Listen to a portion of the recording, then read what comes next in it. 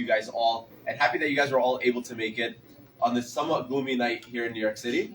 So Iftar in the Street, just a quick rundown about what Iftar in the Streets is. Iftar in the Streets is an Empower campaign happening all across the country where different organizations, groups, and people are coming together to have iftars in the streets or indoors, historically sometimes outdoors, sometimes indoors, and to really advocate on specific issues with a sense of community, Muslim, non-Muslim, and just people that are willing to support a specific topic or a specific discussion that we're going to be speaking about later today. But just to get us started, I'm going to be doing a Quran recitation, and then we're going to follow that with a welcome address, and then we have a full program for you all, and we're obviously going to be breaking for iftar right at 7:25. But once again, happy to have you guys all with us here today. So let me start us off with the Quran recitation, and then I'll pass it to our next speaker.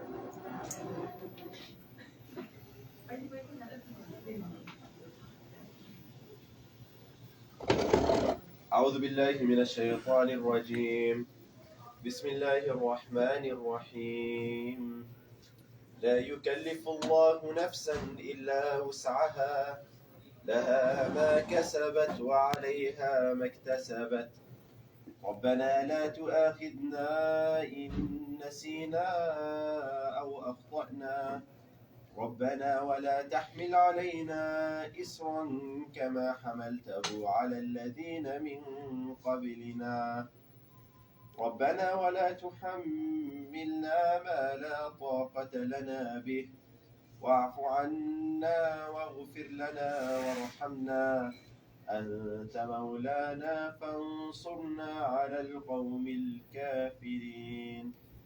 Sadaqallahu al-Azim. And so with that, I'm going to pass it to Aisha from Freedom to Thrive. Please give her the floor.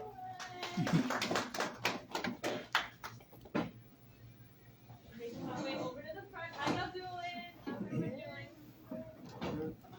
Ramadan Mubarak, everyone. Thank you for being with us tonight for the 6th annual Iftar for the People. And my name is Aisha Green. I am the board chair for Freedom to Thrive. I'm really happy to be here with you all tonight. It's such a blessing to reach another Ramadan. And it's always so nice to come and celebrate the resiliency of our community every year for the past 6 years.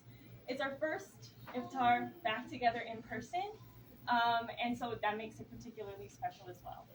I hope that y'all will partake in this night fully and really get some, next steps on how we can continue to be in community with each other beyond tonight, because we know the work of justice and, movements towards our liberation are not just single event things. So I hope that y'all will definitely connect with our partners that are here tonight. And definitely huge thanks to the People's Forum for making this possible by giving us this space. And of course for the wonderful food that's been provided. Yes, and so I am going to pass it off, I think, to Sikander, who will share with us some wonderful, wonderful piece.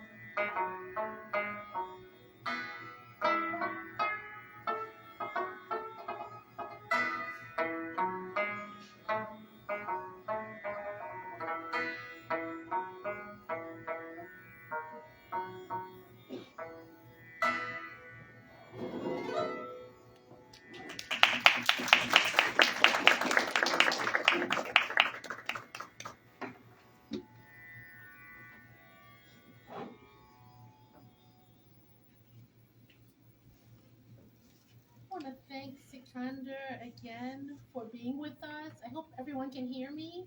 Yes, this is Sikander is the first time with us in vivo. In the past few years since COVID, we've gathered online. This is the sixth time that we've had the Iftar for the People, and we're so happy to be partnering again with Empower Change. I'm Catherine, by the way, from Freedom to Thrive. We're so happy to be back here at the People's Forum where we started having this community gathering for Ramadan. And I want to just say a little bit about Sikander because he is a gifted musician, as we can hear, has been playing the violin since the age of 9 and has performed at Carnegie Hall, Lincoln Center, New York University, and right here at the People's Forum. Thank you again, Sikander, and welcome you again. Tonight, we want to, before we actually break the fast, we want to hear from some of our organizational partners, folks who've come together with us to share this space. I want to invite Fanta Fofana from the Clemency Coalition to share a little bit about her work and also invite you to take some action with us during this month.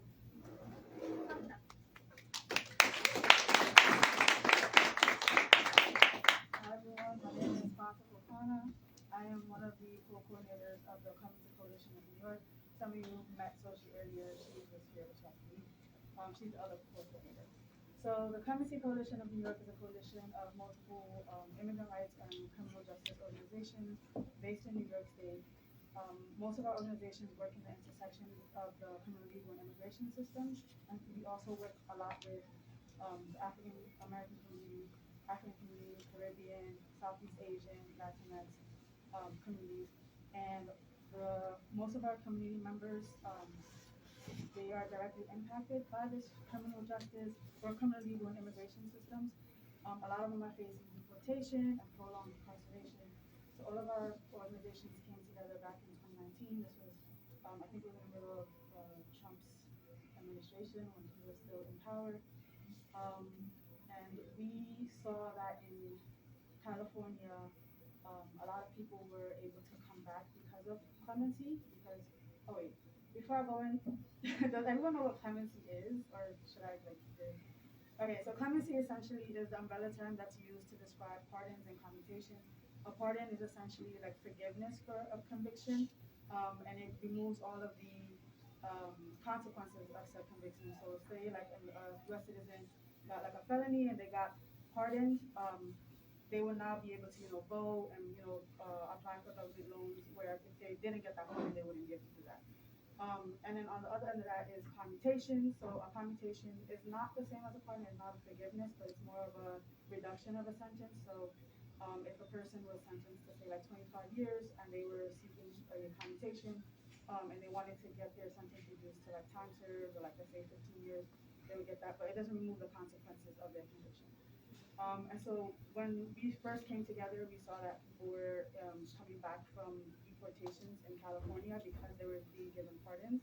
And we realized that this was something that we needed to try and implement more in New York State. In New York, they don't grant pardons or clemency in general at high enough rates. It's like 1.5% compared to like other states where it's like 80%. And so we came together and we're like, we need to try and push for more clemencies to be given in New York State. We got to push the governor to grant more clemency. And so we have a bill that's actually in the New York State legislature right now called the Clemency Justice Act.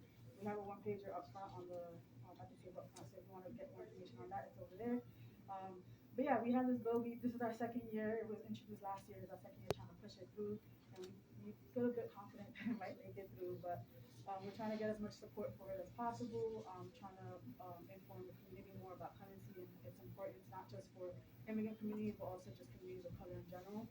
And just trying to bring justice to our people, our families. A lot of us, especially Black and brown people, tend to get profiled and targeted, surveilled. Our Muslim communities get surveilled all the time. So this is just one way. It's not the answer to everything. It's not the answer to full justice for our people, but it is one way that we can try and bring justice to our people. So yeah, if you want more information, you have any questions, I'll be up front with Catherine doing the greeting card. So yeah, that's it. Thank you.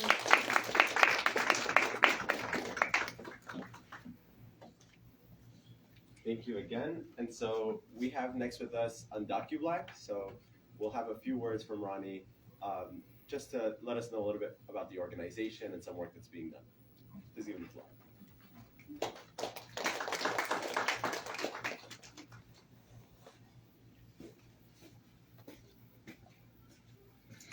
So, I was not supposed to speak today. But when Patrice comes, she'll sweeten it up a little bit. I'm Ronnie. I'm the Community Engagement Director at UndocuBlack. UBN is a multi-generational organization that does work with formerly and currently undocumented Black immigrants. A lot of our work is at the advocacy level, so we do membership programming in the way of having fun things, so like going off to community organizations, not community organizations, going off to social events. So we had a community kickback where we did roller skating as a way of building with our folks, naming that our folks don't always have time to take out of their days to be well or to have a little bit of fun. So naming that as something that we've received as feedback from our members and something we want to make an offer for our folks. We also do the traditional advocacy model of organizing rallies and protests. A lot of our work is centered on the national level, pushing policies like the Liberian Immigrant Refugee Fairness Act. It was one of the only policies that's been passed in the last 30 or so years that's allowed immigrants to adjust status without having to be maimed or hurt or have any stipulations beyond just being a human. So we advocate for policies like that that recognize individuals' ability to thrive, and yeah, I think that's the spiel. As I said, Patrice can speed it up a little bit, and I'm happy to answer any questions you all have any about our campaign work or our membership engagement.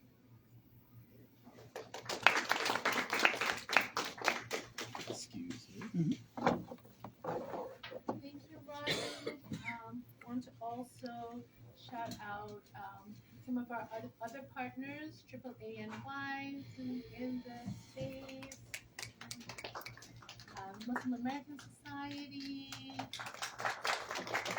the Street Vendor Project, whose member, one of their members is providing the food that we will be having soon. And definitely want to encourage folks to write a card. We are writing cards to people. Therefore, if you would like to, if you have someone in your mind who you know that you would like to write a card to, we have cards and we have envelopes. But we also are going to be specifically writing some encouragement to certain folks. Christopher Simmons, who's currently incarcerated, and then 3 people who are not incarcerated right now, but are fighting their immigration cases.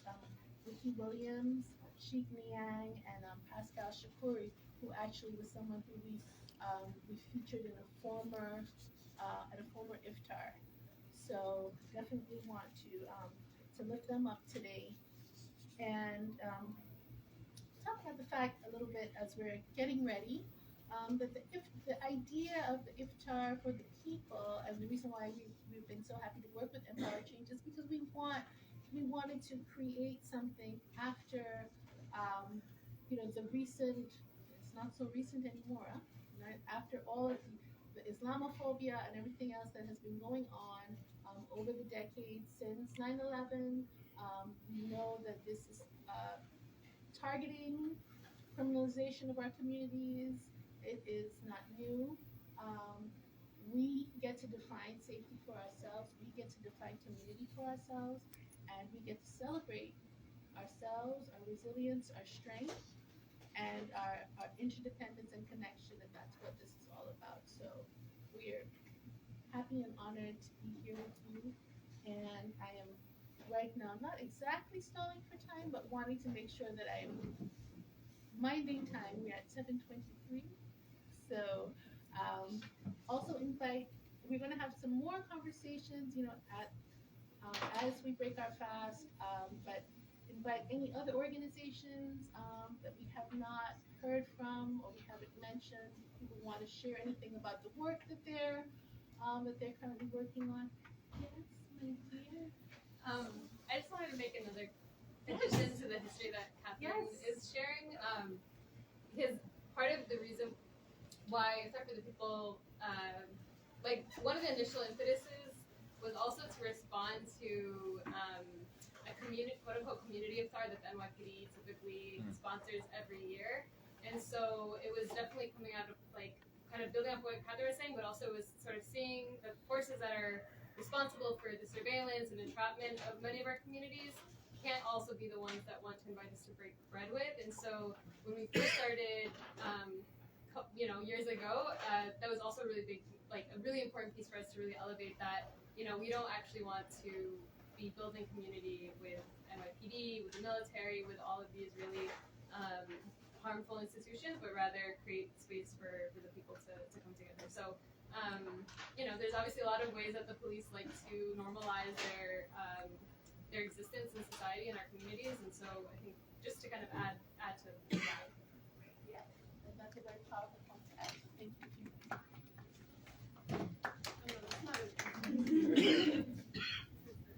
Yes, and it is now 7:25. So I'm gonna turn it over to you, Abdullah. Yeah, so it's 7:25 to the end time, so feel free to start coming up, grabbing your food. We're going to be figuring out a place for prayer as well. But yeah, for now, everyone just has a good amount of time. Grab your food, sit back at your tables,